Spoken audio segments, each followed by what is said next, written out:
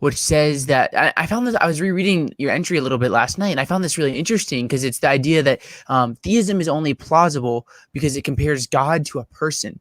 So it's almost like it's saying that we're like crafting a God as in our own image as kind of like an explanation for like the big questions and such.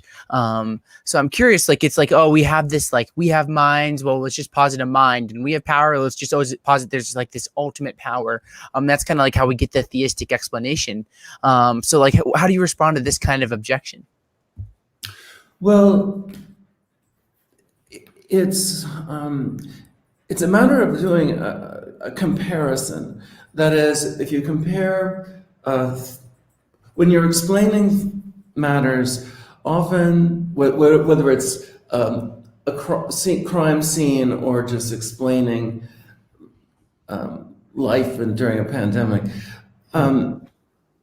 what you're doing is often comparing theories or hypotheses. And in terms of, you spoke about the big questions, I think the big questions in certainly Western intellectual climate, and pretty much this is global, is between a scientific form of naturalism and theism. I think these are the big schools of thought. And I think if you look at the Indian subcontinent over the centuries, it was really Buddhism versus Hinduism. There are all kinds of versions of each, but they were often comparing a kind of natural account versus one that posits some Brahman in this case. And what theism does is it does account for the existence of consciousness, persons, and the like, but it does so on the grounds that consciousness, as it were, has always been. So there is a sense in which, and I'm a Trinitarian, so I believe the Godhead consists of Father, Son, and Holy Spirit, kind of three centers of consciousness that are interpenetrating. So the Godhead is not homogeneous, it's more like a community. In any case, what naturalism winds up with, though, is an account of the whole cosmos with an appeal to chance and necessity, with an appeal to a non-personal cosmos, mindless, non-conscious, and so on. And so the burden of naturalism is to explain how consciousness emerges.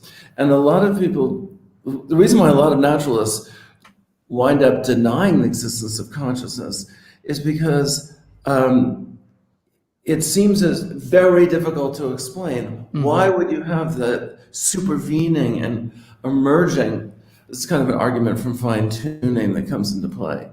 So, and in fact, one of the views that is now making headway is called panpsychism. Yeah, David Chalmers.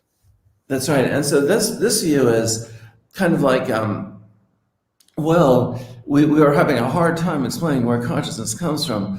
Mm-hmm. Maybe we should be theists. No, let's not. Let's just let's claim that consciousness has always existed, but not in terms of the Godhead, that a supreme mind or minds, but it's always been there. So this is, yeah. So, but the fact that panpsychism is emerging is a reason to think that consciousness, it's very difficult to explain without there being, a metaphysics which posits consciousness as a primary principle, cosmic.